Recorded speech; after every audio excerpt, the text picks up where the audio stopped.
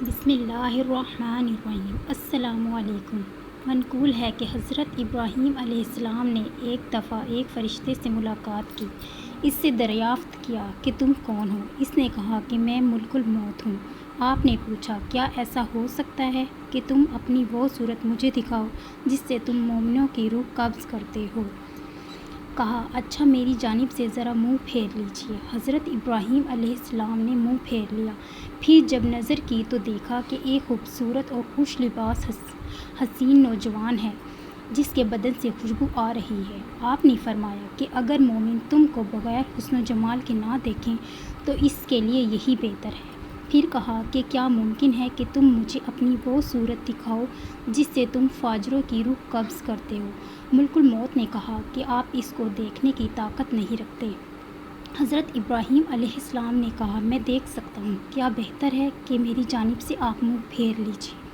تھوڑی دیر بعد جب حضرت ابراہیم علیہ السلام نے نگاہ کی تو ایک مرد سیاہ شکل سیاہ لباس میں دیکھا جس کے بال جسم پر کھڑے ہیں اور بدبو آ رہی ہے۔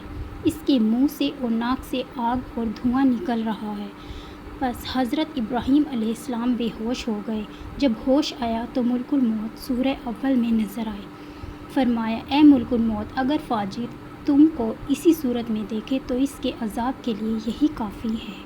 حضرت امام جعفر صادق علیہ السلام سے منقول ہے کہ رسول خدا صلی اللہ علیہ وآلہ وسلم نے فرمایا کہ حضرت ابراہیم علیہ السلام کی عمر 175 سال کی تھی۔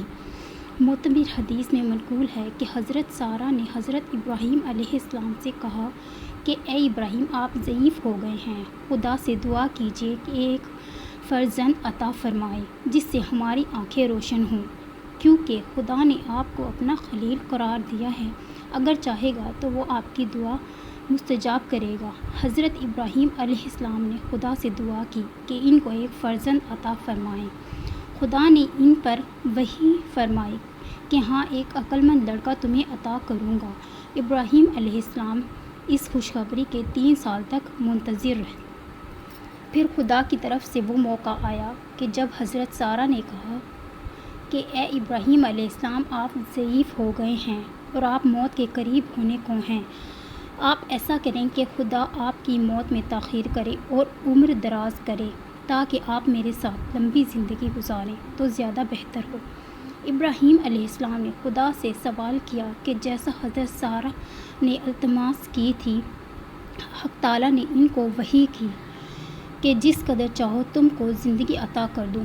حضرت ابراہیم نے حضرت سارہ کو خبر دی۔ انہوں نے کہا خدا سے دعا کیجیے کہ جب تک آپ خود موت کے طالب نہ ہو آپ کو موت نہ آئے۔ ابراہیم علیہ السلام نے دعا کی اور حق تعالیٰ نے مستجاب فرمائی۔ جب حضرت ابراہیم علیہ السلام نے دعا کی مقبولیت کی خبر حضرت سارہ سے بیان کی تو حضرت سارہ نے کہا خدا کا شکر کیجیے اور کھانا پکوائیے اور فقیروں اور اہل حاجت کو تقسیم کیجیے۔ ابراہیم علیہ السلام نے دعوت عام کی۔ جب لوگ حاضر ہوئے تو ان میں سے ایک کمزور نابینا بوڑھا شخص بھی تھا جس کے ساتھ اس کو سہارا دینے کے لیے ایک شخص بھی تھا۔ وہ دسترخوان پر بیٹھا۔ جب وہ لقمہ اٹھا کر منہ میں لے جانا چاہتا تو اس کا ہاتھ ہل جاتا اور لقمہ دائیں سے بائیں ہو جاتا تھا، یہاں تک کہ ایک مرتبہ لقمہ اس کی پیشانی پر جا لگا۔ اس کے ساتھی نے اس کا ہاتھ پکڑ کر اس کے منہ تک نوالا پہنچایا۔ پھر اس نابینا نے دوسرا نوالا لیا۔ اس کا ہاتھ کانپا اور لقمہ اس کی آنکھوں تک جا پہنچا۔ ابراہیم علیہ السلام نے نگاہ اسی کی جانب کی تھی۔ آپ کو یہ حال دیکھ کر حیرت ہوئی اور اس کے ساتھی سے اس کے اس حال کا سبب دریافت کیا۔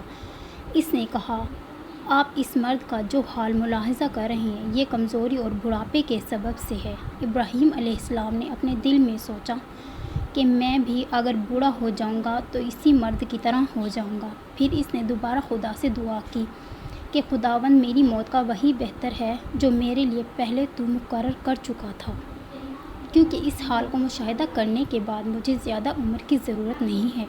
حدیث معتبر میں حضرت امیر المومنین علی رضی اللہ تعالیٰ عنہ سے منقول ہے کہ جب خدا نے چاہا ابراہیم علیہ السلام کی روح قبض کرے تو ملک الموت کو ان کے پاس بھیجا۔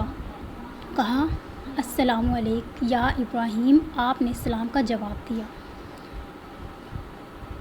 فرمایا، کیا تم اس کے لیے آئے ہو کہ اپنے اختیار سے مجھے آخرت کو لے چلو یا موت کی خبر لائے ہو؟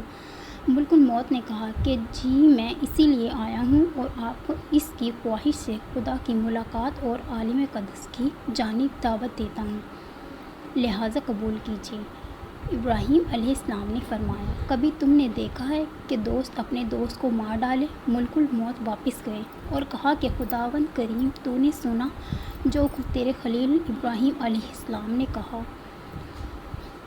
پھر اللہ تعالیٰ ان کو وحی کی کہ ابراہیم علیہ السلام کے پاس جاؤ اور کہو کہ کبھی تم نے دیکھا ہے کہ کوئی دوست اپنے دوست کی ملاقات کو ناپسند کرے؟ دوست وہ ہے جو اپنے دوست کی ملاقات کا آرزو مند ہو۔ یہ سن کر حضرت ابراہیم علیہ السلام راضی ہو گئے، اور جب آپ علیہ السلام مناسک حج سے فارغ ہو کر شام کی جانب واپس گئے تو وہیں آپ کی روح مقدس عالم قدس کی جانب روانہ ہو گئی۔